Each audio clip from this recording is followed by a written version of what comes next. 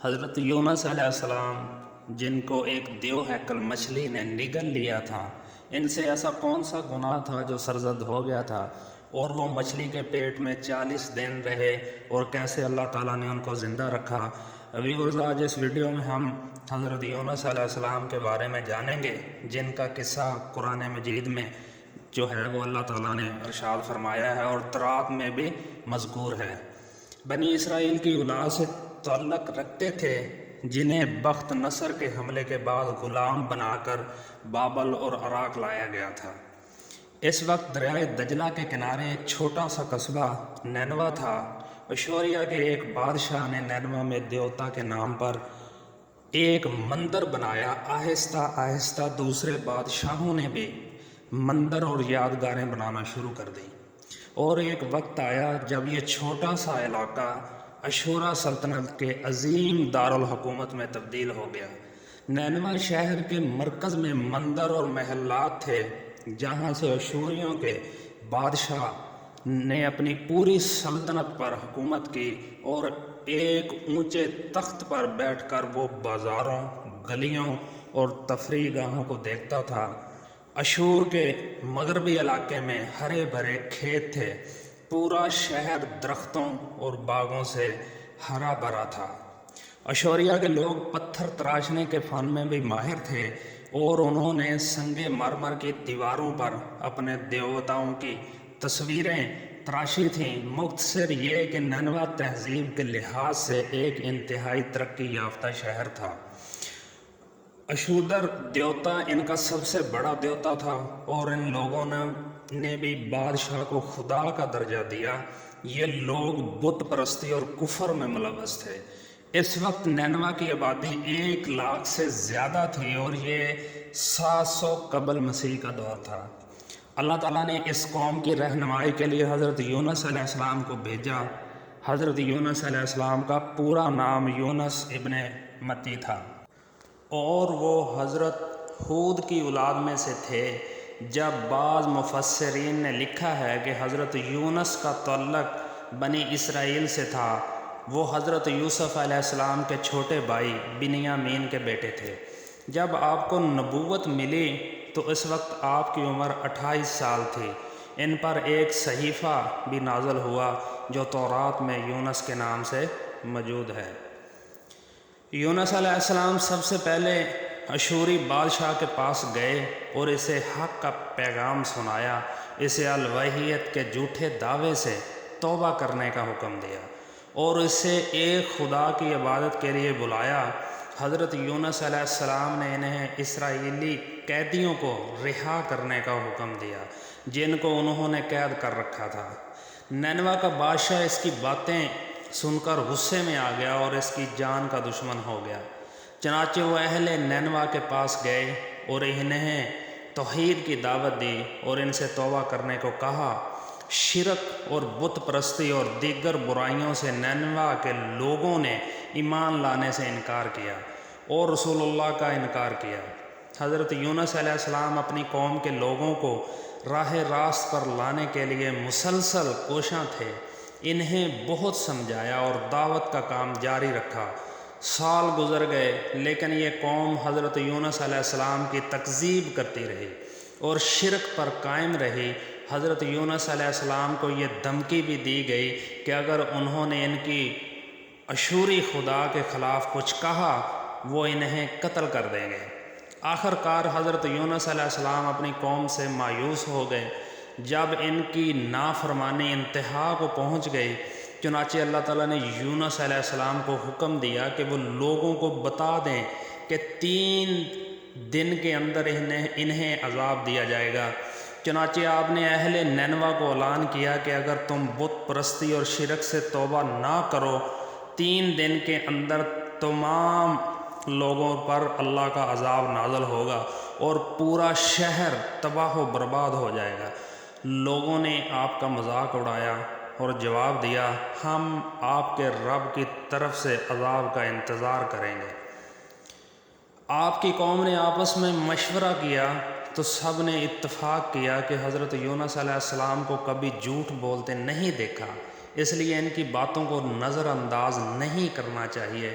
مشاورت میں یہ بھی طے پایا، دیکھنا چاہیے کہ کیا حضرت یونس علیہ السلام رات کو بستی کے اندر اپنے گھر میں قیام کرتے ہیں، پھر کچھ نہیں ہوگا، اور اگر وہ یہاں سے کہیں اور چلے گئے تو یقین جانو کہ صبح ضرور عذاب آئے گا۔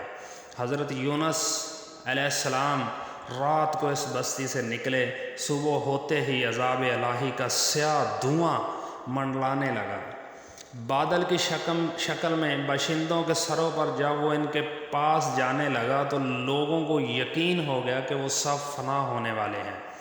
حضرت یونس علیہ السلام اپنی قوم سے ناراض ہو کر چلے گئے، لیکن انہیں وہاں سے جانے کا اللہ تعالیٰ کی طرف سے کوئی حکم نہیں ہوا تھا۔ سزا کی اطلاع دینے کے بعد وہ اللہ کی اجازت کے بغیر اپنے علاقے سے چلے گئے۔ جب اشوریوں نے عذاب کے آثار دیکھ کر توبہ کی اور معافی مانگی تو اللہ تعالیٰ نے انہیں معاف کر دیا۔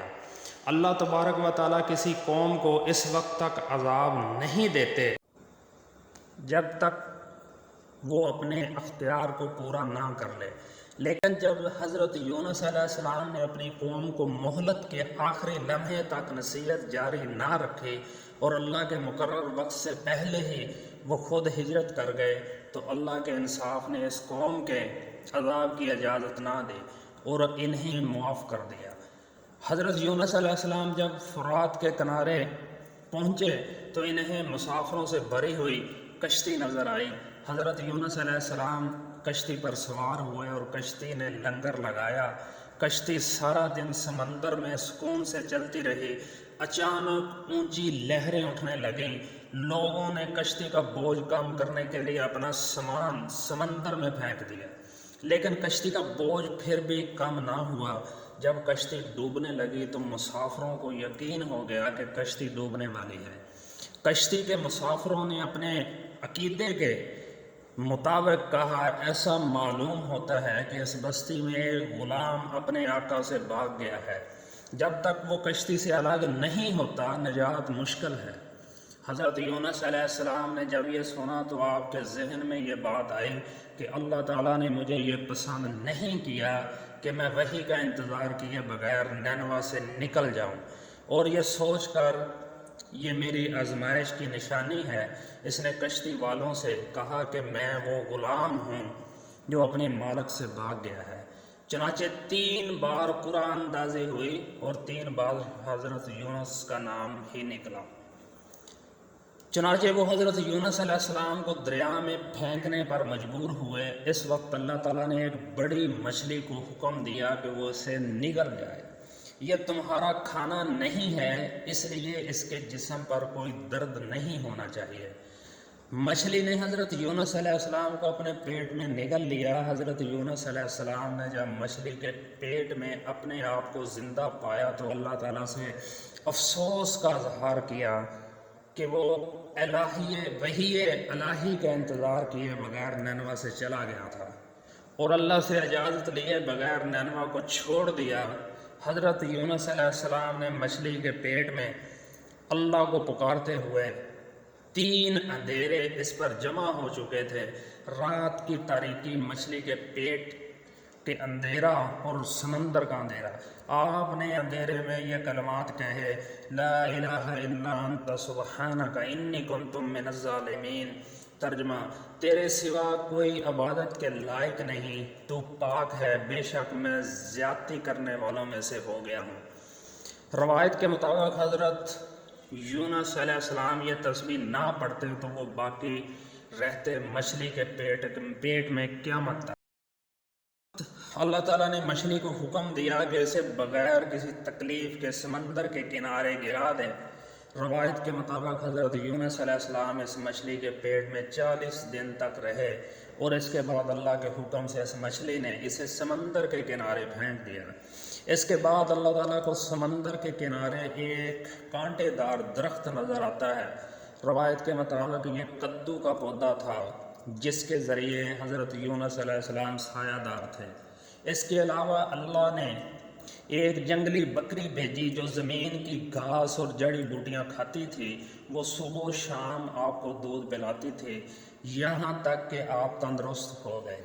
حضرت یونس علیہ السلام نے اس درخت کے سائے میں ایک جھونپڑی بنائی اور وہاں رہنے لگے۔ حضرت یونس علیہ السلام کی قوم بھی انہیں تلاش کرتے کرتے ساحل کے کنارے ان کے قریب پہنچ گئی، چونکہ وہ ان کی تلاش میں تھے۔ جب انہوں نے آپ علیہ السلام کو دیکھا، انہوں نے آپ کے ہاتھ پر اسلام کی بیعت کی اور ساتھ ہی اللہ سے توبہ و استغفار کرنے لگے۔ حضرت یونس علیہ السلام واپس نینوا تشریف لے گئے اور وہاں رہ کر اپنی قوم کی رہنمائی کی۔ حضرت یونس علیہ السلام کی زندگی نینوا میں گزری اور وہیں آپ کا انتقال ہوا۔ اس کہانی سے ہمیں یہ سبق ملتا ہے کہ ہمیں کسی بھی حالت میں اللہ کی رحمت سے مایوس نہیں ہونا چاہیے۔